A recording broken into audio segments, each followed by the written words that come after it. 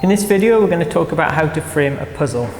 So what we've got here is a 1,000 piece Murakami puzzle, and in order to create a frame for this, we're going to need to know the exact width and height of the item, and this needs to be down to the exact millimeter.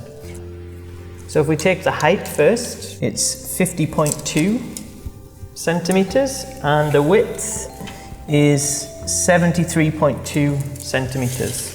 So those two measurements, we go to the FrameIT website and we're basically able to build a custom frame exactly to specification that will look something like this. So when the frame arrives in the post, the first thing that you would do with the tools that we provide is remove the wire from the back. And then with the flat-headed tool, we can then lift up the black flexi tabs. And then we can remove both the acrylic and the PVC backing board from the frame. We put the acrylic on the top and then we gently slide it onto the backing board. And just making sure that we put the frame up the right way.